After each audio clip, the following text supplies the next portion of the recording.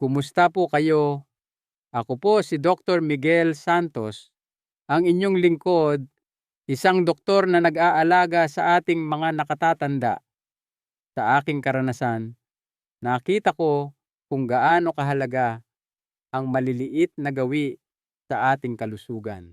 Naranasan nyo na po bang buksan ang inyong frigider, tumingin sa loob, at mapaisip, teka, tama ba ang paglalagay ko rito?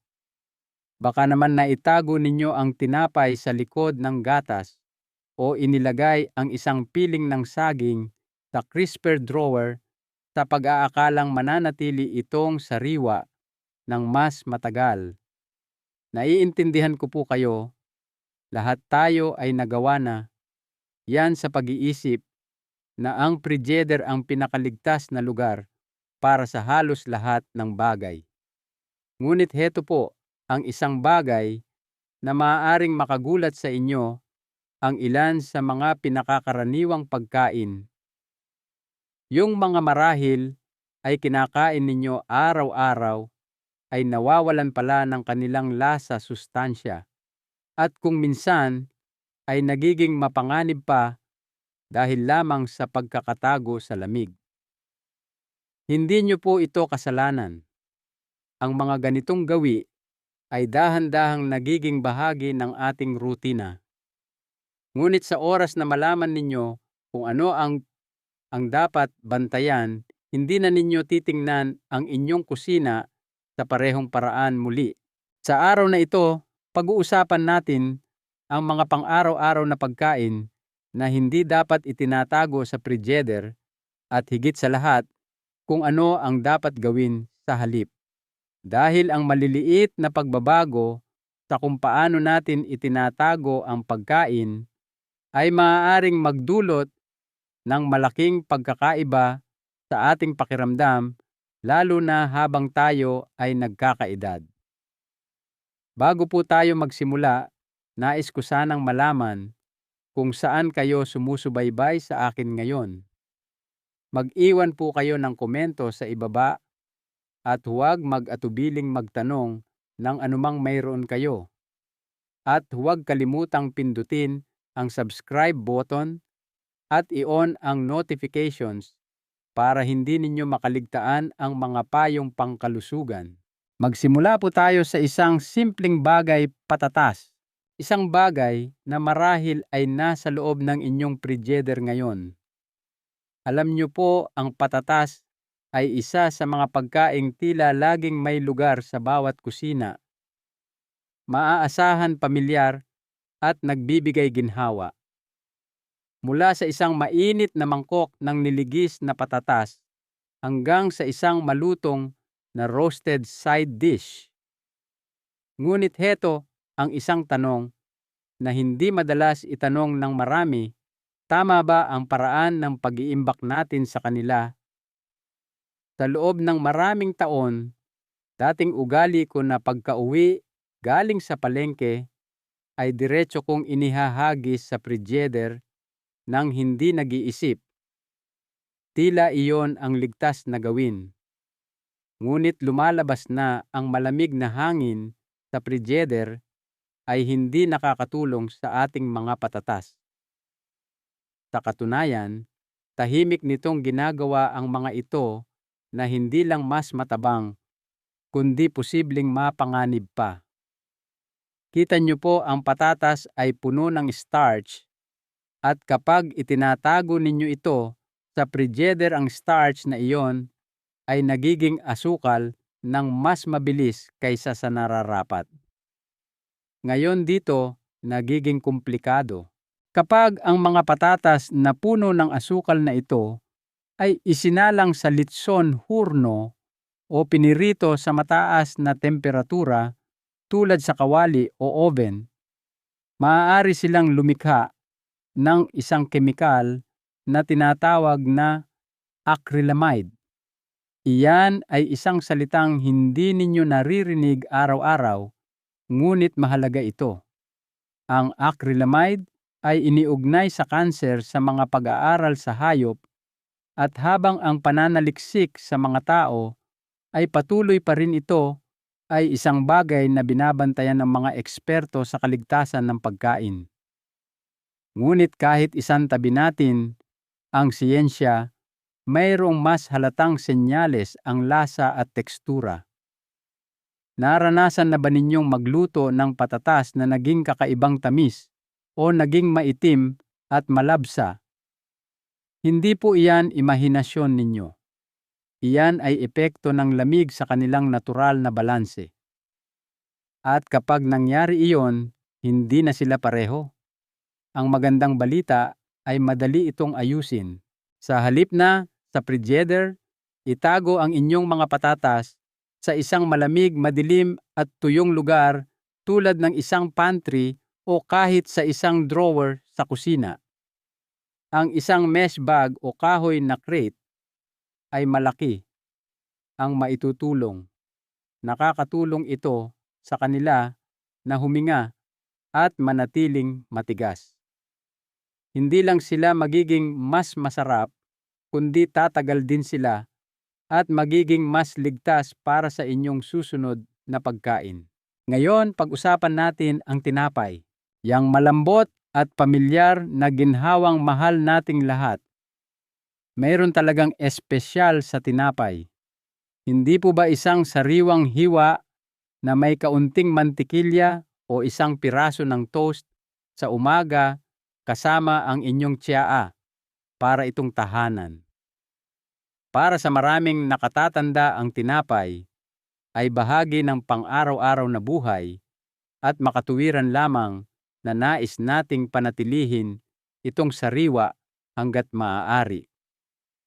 Kaya naman, natural na marami sa atin ang nag-iisip na ang frigidaire ang pinakamagandang lugar para dito. Dati ganoon din ang aking iniisip. Ngunit heto ang kawili-wiling bahagi, ang paglalagay ng tinapay sa frigidaire ay hindi talaga nakakatulong para manatili itong malambot. Ginagawa nito ang kabaligtaran. Ang malamig na hangin ay nagtitrigger ng prosesong tinatawag na retrogradation. Huwag po kayong mag-alala sa komplikadong salita.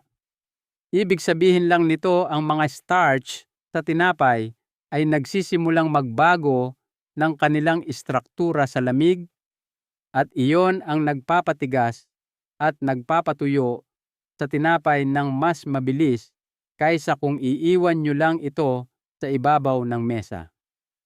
Naranasan nyo na bang gumawa ng sandwich at natuklasang ang tinapay ay madaling madurog o matigas? O napansin na ang inyong toast ay nagiging parang karton magdamag? Hindi po iyan malas lang. Iyan ay ang frigidaire na kumikilos laban sa inyong tinapay. At mayroon pa. Kapag ang malamig na tinapay ay inilalabas-masok sa frigidaire, namumuo ang kahalumigmigan sa loob ng supot. Ang basang iyon ay nagiging perpektong lugar para sa amag. At ang tinapay na may amag ay hindi lang hindi kaaya-aya, maaari itong maging mapanganib, lalo na para sa sinumang may sensitibong tiyan o mahinang immune system. Kaya ano ang mas magandang paraan para itago ito? Kung plano ninyong kainin ang tinapay sa loob ng ilang araw, panatilihin lang itong mahigpit na nakasara sa isang supot o lalagyan sa temperatura ng silid. Ang isang bread box o isang tuyong cabinet ay napakaganda. Dumako naman tayo sa sibuyas, maliit, ngunit makapangyarihan at nakakagulat na sensitibo sa lamig. Ang sibuyas ay isa sa mga sangkap sa kusina na kinukuha natin nang hindi man lang nag-iisip. Kaunti sa sabaw, isang hiwa sa ensalada, tinadtad sa torta. Nasa lahat sila ng dako at sa magandang dahilan. Nagdadala sila ng napakaraming lasa sa ating mga pagkain ng walang gaanong pagsisikap. Ngunit heto ang problema kung itinatago ninyo ang inyong mga sibuyas sa frigidaire maaaring nawawala na ang higit pa sa kanilang kalutungan. Ang mga buong sibuyas ay may sariling natural na proteksyon ang malapapel na balat sa labas. Nakakatulong ito sa kanila na manatiling sariwa sa mga tuyong kapaligiran na may temperatura ng silid. Ngunit sa sandaling ilipat ninyo sila sa frigider, nag-iimbita kayo ng dalawang problema: lamig at halumigmig. Ang kahalumigmigan na iyon ay dahan-dahang sumisipsip sa mga panlabas na layer na ginagawang malambot at madaling amagin ang sibuyas. Naranasan nyo na bang buksan ang inyong drawer sa frigider at makakita ng isang madulas na sibuyas na may mga itim na batik?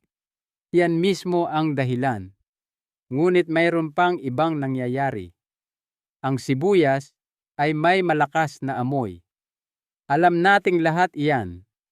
Sa isang saradong espasyo tulad ng frigider, ang amoy na iyon ay hindi lang nananatili. Kumakalat ito.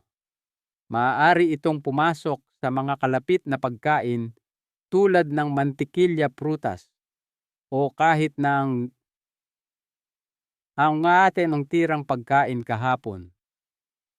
Naranasan nyo na bang kumagat sa isang bagay at naisip, bakit lasang sibuyas ito? Iyan ay cross-contamination at ang frigider ang perpektong entablado para dito. At nagiging medyo mas seryoso ito sa mga hiniwang sibuyas. Kapag nahiwa, nawawala ang proteksyon ng sibuyas at mabilis itong sumisipsip ng kahalumigmigan. Kung hindi ito mahigpit na isinara, maaaring magsimulang tumubo ang bakterya, lalo na sa basang hangin ng frigider. Maaaring narinig nyo na ang mga taong nagsasabi na ang mga sibuyas ay sumisipsip ng mga lason. Bagamat ito ay mas alamat kaysa katotohanan totoo na ang mga basang nakalantad na sibuyas ay nagiging lugar ng pagpaparami ng bakterya ng mabilis. Kaya ano ang mas magandang pagpipilian? Itago ang buong sibuyas sa isang malamig, madilim at tuyong lugar tulad ng pantry o isang nakasabit na basket na may magandang daloy ng hangin. Iwasan ang mga plastic bag at hayaan silang huminga. Kung nakahiwa na kayo, nang itago ang natira sa isang maliit na lalagyan na hindi mapasukan ng hangin at gamitin ito sa loob ng ilang araw. Para sa dagdag na pangangalaga, balutin muna ito sa isang paper towel upang sumipsip ng kahalumigmigan. Ngayon, pag-usapan natin ang mga kamatis maliwanag, makatas at nakakagulat na marupok sa lamig. Ang mga kamatis ay isang regalo sa anumang pagkain. Nagdaragdag sila ng kulay, lasa at perpektong balanse ng tamis at asim. Kahit na mga hiwa sa sandwich, mga piraso sa ensalada, o pinakuluan sa isang mainit na mangkok ng sopas, ang mga kamatis ay nagdadala ng uri ng sikat ng araw sa plato. Ngunit ang hindi alam ng maraming tao ay ito: kapag inilagay mo ang isang kamatis sa frigider, tumitigil ito sa pagiging kung ano ito dapat. Kita niyo po, ang mga kamatis ay mga tropikal na prutas sa kalikasan. Hindi sila ginawa para sa lamig. Kaya kapag itinatago ninyo sila sa isang frigider, lalo na bago sila ganap na mahinog, ang kanilang mga panloob na sistema ay nagsasara lamang. Ang mga natural na enzyme na nagpapaunlad ng lasa at nagpapanatili ng tekstura ay nagiging hindi aktibo. Ang kalalabasan ay isang kamatis na mukhang maayos sa labas, ngunit ang lasa ay matabang. At hindi lang ito tungkol sa lasa. Ang malamig na temperatura ay maaari ring humantong sa isang bagay na maaaring nakita na ninyo: kulubot na balat at isang mapurol, malahari ng tekstura. Para bang sumuko na ang kamatis sa kalagitnaan ng paghinog. Mas malala pa, binabawasan ng lamig ang nilalaman nitong vitamin C, isa sa mga pinakamahusay na sustansya na iniaalok ng mga kamatis na lalong nakakatulong para sa immunity balat at pag-aayos ng tissue sa mga nakatatanda. Kaya ano ang mas magandang paraan panatilihin ang inyong mga kamatis sa temperatura ng silid malayo sa direktang sikat ng araw? Ang isang mangkok sa ibabaw ng mesa ay mainam. Siguraduhin lang na mayroon silang kaunting espasyo para huminga. Kung matigas pa sila, iwanan silang nakataob ang tangkay. Nakakatulong ito na pabagalin ang pagkawala ng kahalumigmigan at sumusuporta sa pantay na paghinog. Kapag hinog na sila, subukang gamitin ang mga ito sa loob ng ilang araw. At kung magsimula na silang medyo lumambot, huwag itapon. Iyon ang perpektong sandali para gumawa ng mabilis na sarsa ng kamatis sopas o kahit na ilitson para sa isang mainit na side dish. Puno pa rin sila ng kabutihan, handa na lang para sa ibang layunin. Ngayon, tuklasin natin ang bawang, ang maliit na butil na may malaking kapangyarihan sa pagpapagaling na tahimik na nawawalan ng lakas sa frigider. Ang bawang ay palaging higit pa sa isang pampalasa. Sa loob ng maraming henerasyon, ito ay naging simbolo ng lutong bahay init at maging ng pagpapagaling. Ang isang butil ay maaaring gawing isang bagay na malalim ang lasa, ang isang simpleng kawali ng mga gulay. At sa kalusugan, ang bawang ay iniugnay sa lahat ng uri ng benepisyo mula sa pagpapababa ng presyo ng dugo hanggang sa pagpapalakas ng immune system maging sa pag-alis ng pamamaga. Iyon ang dahilan kung bakit marami sa atin, lalo na habang tayo ay nagkakaedad, ay pinapanatiling malapit ang bawang sa kusina. Ngunit heto ang bahaging nakakagulat, sa karamihan ng mga tao, ang paglalagay ng bawang sa frigider ay maaaring tahimik na nakawin ang lakas nito. Ang mga buong ulo ay hindi kailanman nilayon para sa lamig. Mas gusto ng bawang ang tuyong hangin at banayad na sirkulasyon, hindi ang basang lamig ng isang frigider. Kapag inilagay ninyo ang bawang sa ganoong kapaligiran, ang mga butil ay nagsisimulang sumibol ng maaga. Tumutubo ang mga maliliit na berdeng usbong na nagiging mapait at parang goma. Nawawala ang lasa at gayon din ang mga benepisyo sa kalusugan. Ang dating makapangyarihan ay nagiging mapurol at mahirap gamitin. At nagiging mas mapanganib ito kapag ang bawang ay tinadtad o dinikdik at inimbak sa langis. Iyon ay maaaring mukhang isang matalinong shortcut, handa ng gamitin na bawang tama. Ngunit kapag pinaghalo ninyo ang bawang sa langis at inilagay ito sa frigider, lumilikha kayo ng isang basa-mababang oxygen na espasyo na gustong-gusto ng bakterya. Sa mga bihirang kaso, isang mapanganib na bakterya na tinatawag na Clostridium botulinum ang maaaring tumubo. Nagdudulot iyon ng botulism, isang seryosong sakit na lalong mapanganib para sa mga nakatatanda. Hindi ito madalas mangyari, ngunit kapag nangyari, maaari itong maging mapaminsala. Kaya ano ang dapat ninyong gawin? Itago ang inyong mga ulo ng bawang sa isang mesh bag, isang paper bag, o kahit isang bukas na basket sa isang malamig at tuyong aparador. Hayaan silang huminga. Kung nakatadtad na kayo ng ilan at nais itong isave, haluan ito ng suka o katas ng lemon. Ang asido ay nakakatulong na maiwasan ang bakterya. At mas mabuti pa, magtadtad na lang ng sariwa tuwing kailangan ninyo.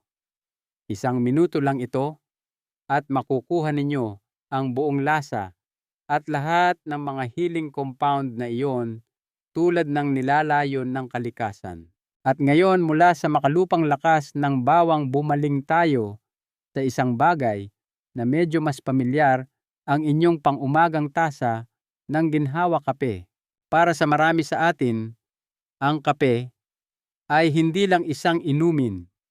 Ito ay isang ritual.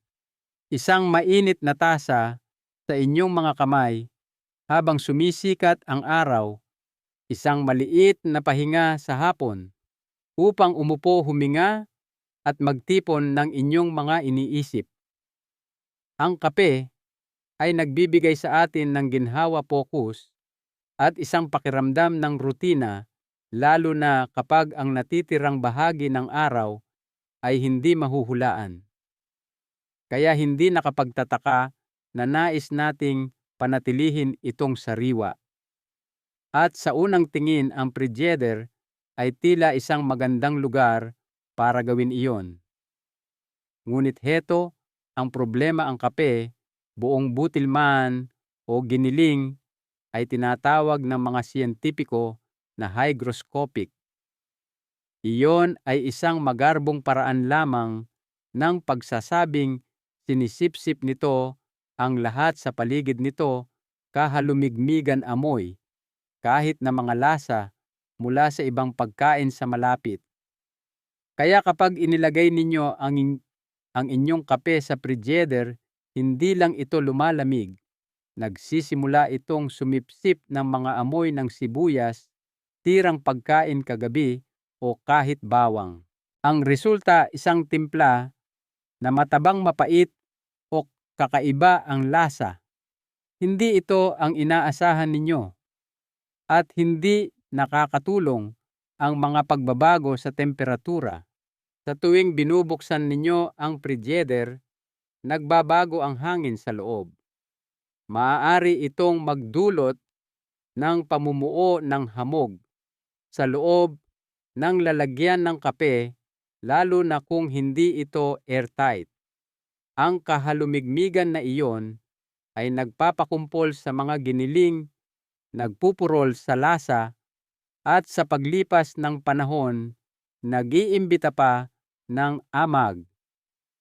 Nakakadismaya ito, lalo na kapag gumagamit kayo ng dekalidad na kape at hindi pa rin nakukuha ang mayaman at makinis na tasa na gusto ninyo. At heto pa ang isang bagay na dapat isaalang-alang, ang kape ay hindi lang tungkol sa lasa.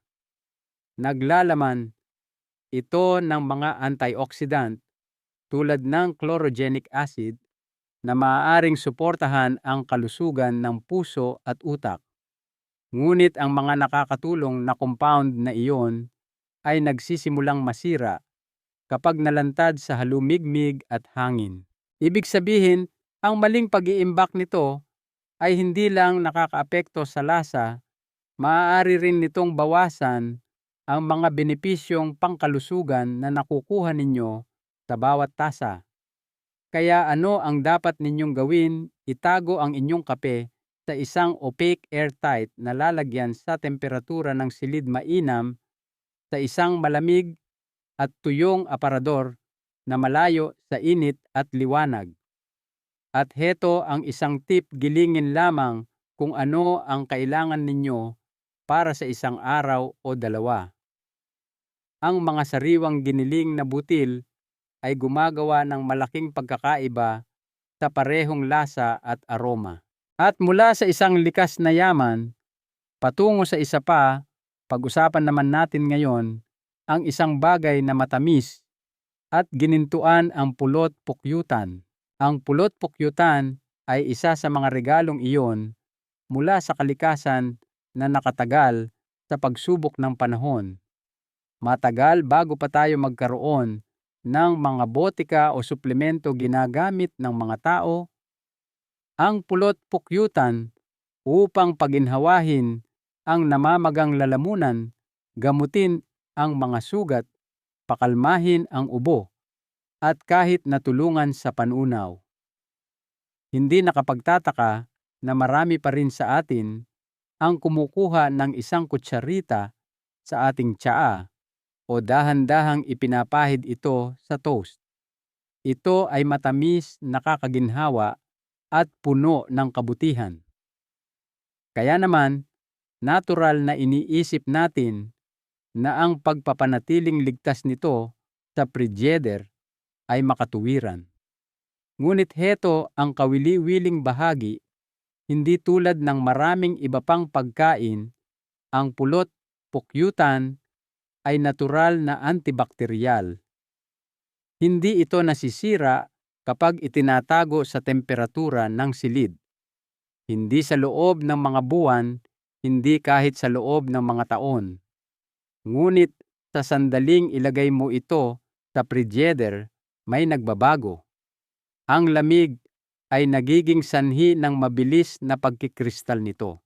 Ang dating makinis at ginintuan ay nagiging makapal, magaspang at mahirap kunin. Hindi ito nangangahulugan na sira na ito, ngunit tiyak na hindi na ito kasing dali na kainin.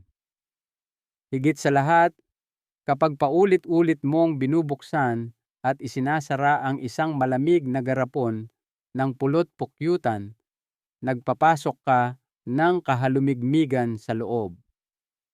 At ang kahalumigmigan, maniwala ka man o hindi, ang pinakamalaking kaaway ng pulot pukyutan. Ginugulo nito ang maselang balanse na pumipigil sa bakterya. Sa paglipas ng panahon, ang kahalumigmigan na iyon ay maaaring humantong sa fermentation, isang maasim na amoy, isang kakaibang lasa, at kahit nabula sa itaas.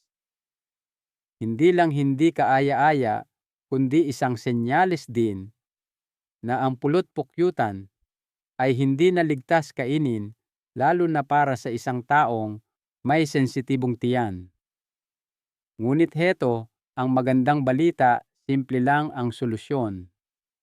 Itago lang ang inyong pulot pukyutan sa isang mahigpit na saradong garapon na salamin sa temperatura ng silid. Ilayo ito sa sikat ng araw at init. Ang isang cabinet sa kusina ay perpekto. Kung ang inyong pulot pukyutan ay nagkristal na, huwag itapon. Ilagay ang garapon sa isang mangkok ng maligamgam, hindi kumukulong tubig, at babalik ito sa makinis na estado nito dahan-dahan nang hindi napipinsala ang mga sustansya nito. Ngayon, mula sa isang bagay na matamis, lumipat tayo sa isang bagay na malambot at tropikal, ang mga saging, at kung bakit ang lamig ang kanilang pinakamasamang kaaway. Ang mga saging ay isa sa mga prutas na tila laging may lugar sa bawat kusina. Mabait sila sa tiyan, madaling nguyain at puno ng potassium na tumutulong sa paggana ng kalamnan at kalusugan ng puso. Iyon marahil ang dahilan kung bakit maraming nakatatanda ang kumukuha ng saging bilang isang go-to na merienda o bahagi ng isang magaan na almusal. Pakiramdam nila ay ligtas, pamilyar at kasiyasiya. Ngunit heto ang bahaging madalas na nakakagulat sa mga tao, hindi gusto ng mga saging ang lamig. Sa katunayan, ang frigider ay halos ang pinakamasamang lugar para sa kanila. Kita niyo po, ang mga saging ay mga tropikal na prutas. Ginawa sila upang mahinog sa mga mainit na klima, hindi sa mga malamig. Kapag inilagay ninyo ang mga saging sa frigider, lalo na kung hindi pa sila ganap na hinog ang mga enzyme na tumutulong na gawing natural na asukal ang kanilang starch ay tumitigil sa paggana. Ang resulta, ang proseso ng paghinog ay humihinto. Ang makukuha ninyo sa halip ay isang saging na may matabang na lasa, mga bahaging malabsa at balat na mabilis na nagiging kulay abo o itim. Hindi ito dahil sira na ang saging. Ito ay dahil nabigla ito sa lamig. Ngunit hindi lang ito tungkol sa lasa o anyo. Ang pagpapalamig ay maaari ring bawasan ang ilan sa mga natural na antioxidant sa saging tulad ng dopamine at catechins na tumutulong na labanan ang pamamaga at suportahan ang kalusugan ng utak. At iyon ay mga sustansya na lalo nating gustong panatilihin habang tayo ay nagkakaedad. Ang mga saging ay nilayon na mag-alok ng higit pa sa enerhiya. Sila ay maliliit na pakete ng nutrisyon at ginhawa. Ngunit kapag inimbak sa lamig, nawawalan sila ng kanilang lakas. Kaya ano ang mas magandang paraan? Panatilihin ang inyong mga saging sa temperatura ng silid mainam na nakasabit sa isang kawit o nakalagay sa isang fruit bowl kung saan maaaring umikot ang hangin. Kung nag-aalala kayo na masyadong mabilis silang mahinog, ilayo lang sila sa ibang prutas. Ang mga mansanas at abokado ay maaaring pabilisin ang mga bagay. At sa pagsasalita ng init, bumaling tayo sa isang bagay na mayaman malusog sa puso at madalas na hindi nauunawaan ang langis ng oliba. Nakuha ng langis ng oliba ang reputasyon nito bilang isa sa mga pinakamalusog na langis at sa magandang dahilan. Mayaman ito sa malusog na taba at makapangyarihang mga antioxidant na ginagawa itong pangunahing bahagi ng Mediterranean diet na kilala sa pagsuporta sa kalusugan ng puso, pag-alis ng pamamaga at kahit na pagprotekta sa paggana ng utak. Para sa mga nakatatanda, ito ay isang matalino at masarap na paraan upang alagaan ang katawan sa bawat patak. Ngunit heto ang isang bagay na hindi na pagtatanto ng maraming tao, ang pag-iimbak ng langis ng oliba sa frigider ay maaaring tahimik na bawiin ang ilan sa mga benepisyong iyon. Sa unang tingin, ang pagpapalamig ng langis ng oliba ay maaaring mukhang hindi nakakapinsala. Marahil ay nakita na ninyo itong nagiging maulap o makapal at naisip, dahil lang sa lamig. At oo, dahil nga doon. Ngunit mas malalim ang problema. Kapag ang langis ng oliba ay paulit-ulit na inilalabas-masok sa frigider, ang patuloy na pagbabago sa temperatura ay nagsisimulang stress ang kemikal na istruktura nito. Ang stress na iyon ay maaaring humantong sa oxidation at ang oxidation ang sinusubukan nating iwasan sa simula pa lang. Sinisira nito ang mga malusog na taba at lumilikha ng mga hindi matatag na molekula na tinatawag na free radicals. Ang mga ito ay nauugnay sa pagtanda mga isyu sa kasukasuan at iba pang mga problema sa pamamaga eksakto ang mga bagay na dapat sanang tinutulungan ng langis ng oliba. At kung hindi pa iyon sapat, pinapurol din ng frigider ang lasa nito. Alam nyo ba yung mayaman, bahagyang maanghang halos malaprutas na lasa ng magandang langis ng oliba? Pinapatag ito ng malamig na imbakan. Sa halip na dumaloy ng maayos at maging buhay na buhay. Ang lasa nagiging makapal, mabigat at medyo walang buhay ito. Para sa ating mga mahilig magluto, iyon ay isang tunay na panghihinayang. Kaya ano ang mas matalinong pagpipilian? Itago ang inyong langis ng oliba sa isang madilim na salamin o metal na lalagyan na nakaimbak sa isang malamig at tuyong aparador na malayo sa mga pinagmumulan ng init tulad ng kalan o direktang sikat ng araw.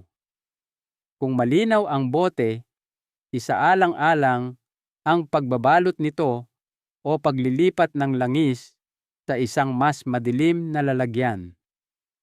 At subukang bumili ng mas maliit na dami ng mas madalas sa halip na isang malaking bote na nakatambak ng maraming buwan.